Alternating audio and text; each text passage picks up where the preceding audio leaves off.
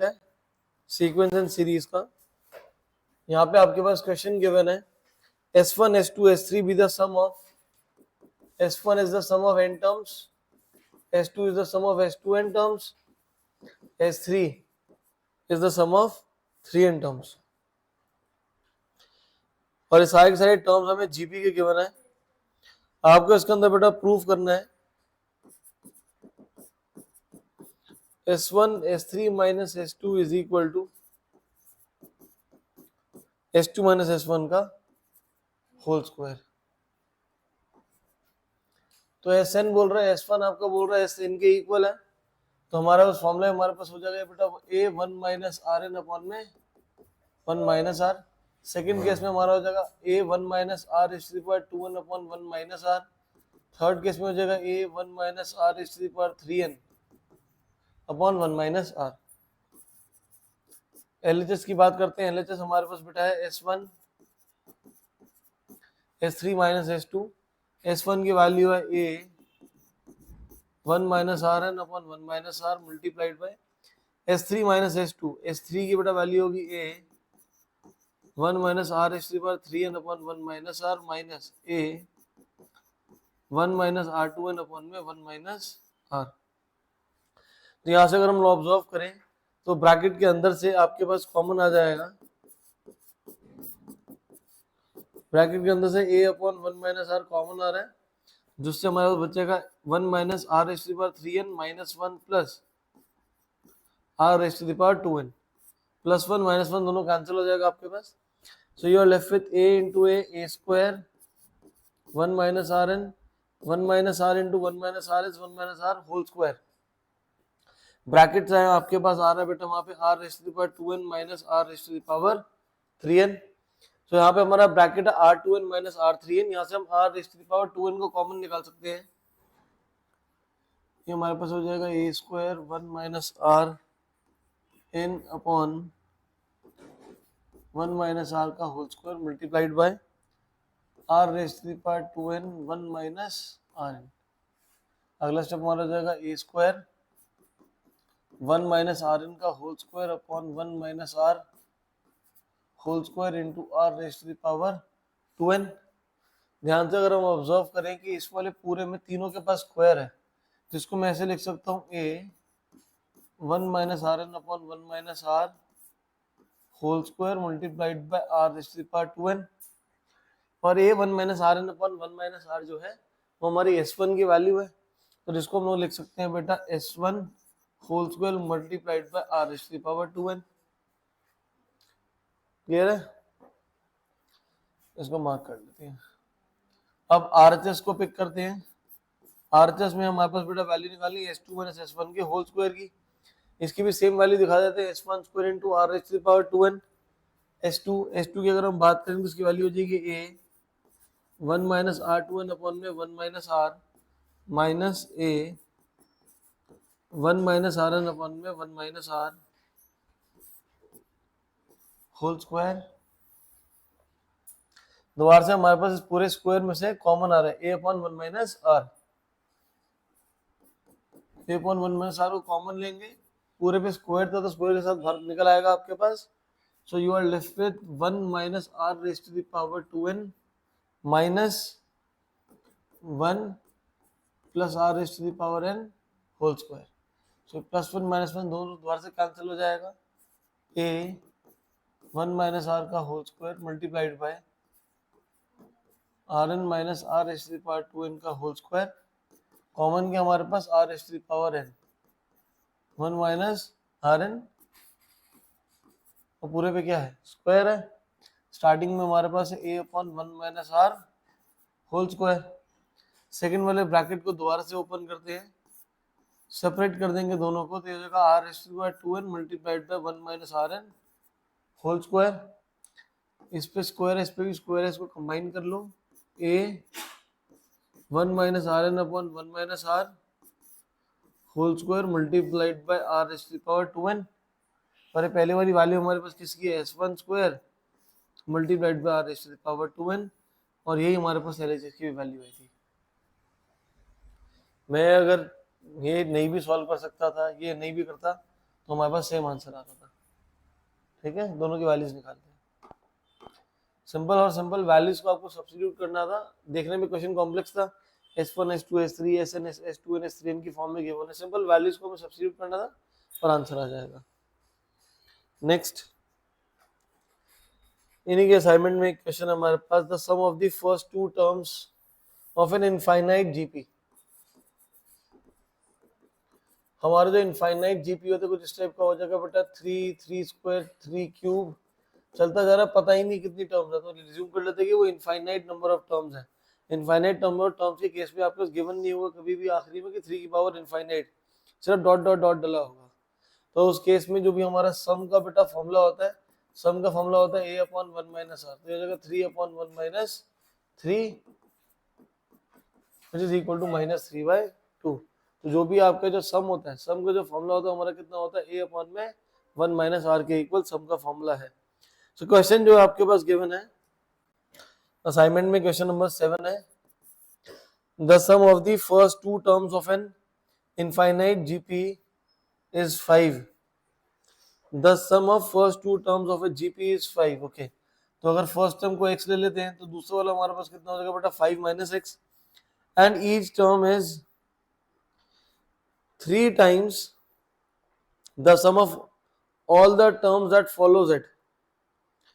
Each term is 3 times. तो assume करने की हमारे पास इनफाइनाइट टर्म है, ईच टर्म ना पहली वाली जो टर्म है हमारी किसके इक्वल है, 3 times the sum of terms from the second term. हमारे पास जो पहली वाली टर्म है, अगर each term is 3 times the sum of the terms following it, उसके बाद वाले। सो अगर इनफाइनाइट नंबर ऑफ टर्म्स है तो मैं सेकंड से स्टार्ट करूंगा तभी हमारे नंबर ऑफ टर्म्स कितने रहेंगे, इनफाइनाइट ही रहेंगे उस केस में भी हमारे। तो पहली जो टर्म है हमारे पास कितनी है, x है, इज इक्वल टू 3। इस केस में फर्स्ट टर्म हमारे बन जाएगा अपॉन में क्या, 1 माइनस आर। आर हमें पता ही नहीं यहाँ पे कितना है, ठीक है ना। तो इसको सॉल्व करते हैं, न्यूमरेटर में तो हो जाएगा हमारा 15 minus 3x upon 1 minus are. तो 1 माइनस आर की वैल्यू कितनी हो जाएगी, 15 माइनस 3x अपॉन में x आ जाएगा। यहां से अगर हम लोग r की वैल्यू निकालें तो r की बेटा वैल्यू आ जाएगी 1 minus 15 minus 3x upon x is equal to r। LCM लेंगे 4x माइनस 15 अपॉन x, ये आ जाएगा हमारे पास r। पहली टर्म क्या थी बेटा x, दूसरी टर्म क्या थी बेटा 5 माइनस एक्स, थर्ड टर्म मुझे पता नहीं क्या है, कुछ भी हो सकती है आगे। अब मैं अगर यहां से स्टार्ट कर रहा हूं, मैं ये मेरी सेकेंड टर्म है, थर्ड टर्म हमारी कैसे आती है बेटा, सेकेंड टर्म को r से मल्टीप्लाई कर देते हैं, तो थर्ड टर्म हमारी कितनी हो जाएगी, a2 की वैल्यू हमारे पास 5 minus X into R. R की हमारे पास बेटा वैल्यू है 4x माइनस 15 अपॉन में x। तो अब मैं सेकेंड टर्म से अगर मैं सम निकालता हूं, मैं यहां से अगर मैं यहां से सम निकालता हूं तो सेकेंड टर्म हमारी किसके इक्वल हो जाएगी बेटा, 3 into the sum starting from the third term. आपको क्वेश्चन में क्या गिवन है कि कोई भी जो हमारी टर्म है वो किसके इक्वल है, सम के इक्वल है। किसके सम के इक्वल है, उसके आगे वाली टर्म से लेके। तो जो फर्स्ट टर्म है वो किसके इक्वल थी, सेकंड टर्म से जो सम था। सेकंड टर्म किसके इक्वल हो जाएगी, थर्ड टर्म से जो हमारा क्या आ रहा है, सम आ रहा है। तो थर्ड टर्म से जो सम आपका जो स्टार्ट हो जाएगा, तो यहाँ पे हम लोग फॉर्मूला लगाएंगे, ये हो जाएगा इसका फॉर्मूला हमारा a/1 माइनस आर, और a की वैल्यू हमारी कितनी हो जाएगी, a 3 के इक्वल होगा, क्योंकि सेकंड के लिए जो आपका शुरू है वो आपका thrice of the sum from the next term. तो सेकंड के लिए नेक्स्ट टर्म कौन सी हो जाएगी, थर्ड टर्म हो जाएगी। तो a की वैल्यू हमारी कितनी हो जाएगी, a 3 हो जाएगी। सो ये हमारे पास आ जाएगा 5 minus is equal to 3 upon 1 minus R. Okay, तो हम लोगों ने थोड़ा ज्यादा सिंप्लीफाई कर दिया। हम लोग ऐसा भी कर सकते थे कि पीछे से डायरेक्टली वैल्यू को यूज कर लेंगे, 5 minus X is equal to 3 into a3। a3 की वैल्यू कितनी निकाली हमने बेटा, ये रही, a3 की वैल्यू है 5 माइनस एक्स 4x माइनस 15 और डिनोमिनेटर में हमारे पास है बेटा 1 माइनस आर है। 5 माइनस एक्स से 5 माइनस एक्स कट जाएगा, तो यहाँ पे हमारे पास कितना हो जाएगा 1 minus are is equal to 3 into 4x minus 15 12x minus 45। और प्रीवियसली हम लोगों ने देखा कि जो 1 माइनस आर की वैल्यू थी वो कितनी थी 15 माइनस 3x अपॉन में x।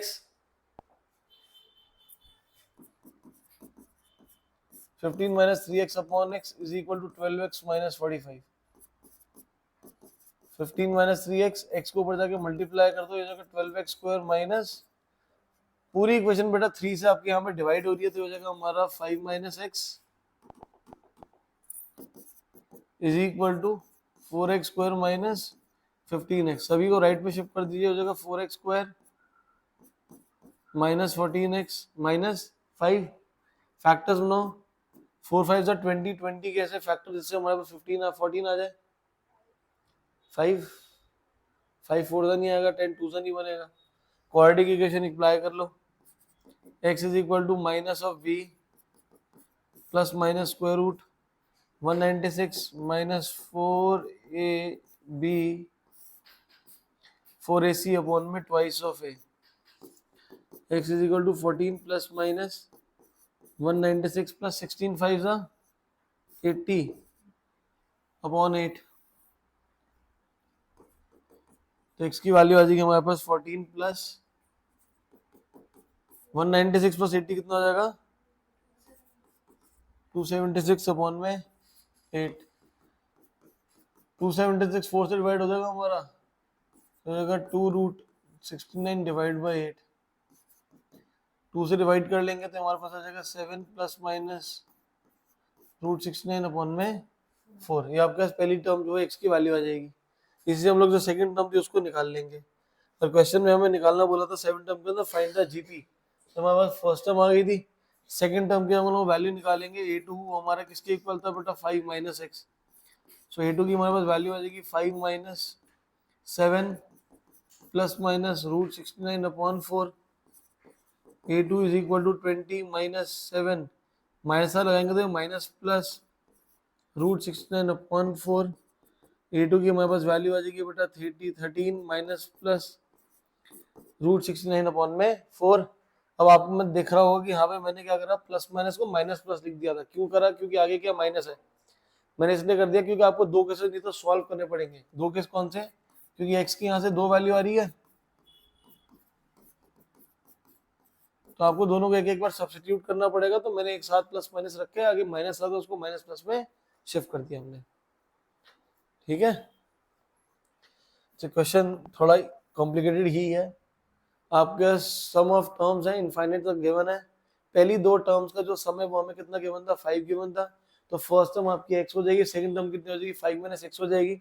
फिर आपको बोल रहा है कि इसका जो फर्स्ट टर्म है या कोई भी जो टर्म है वो किसके इक्वल है 3 times the sum after it. अब पहली टर्म का जो है वो किसके इक्वल हो जाएगी 3 multiplied by sum following from second term.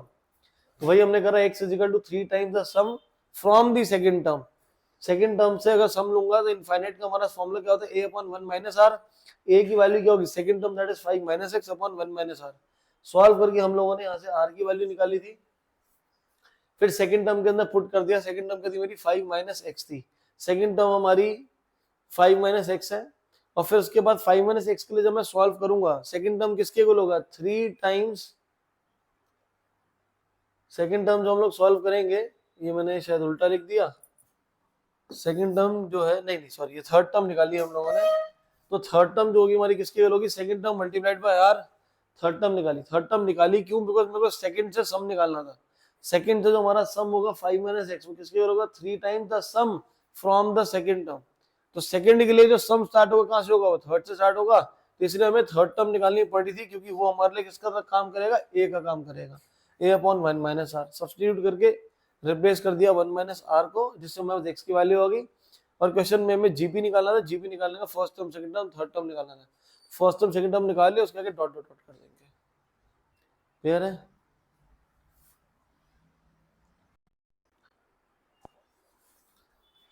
तो जीपी के अंदर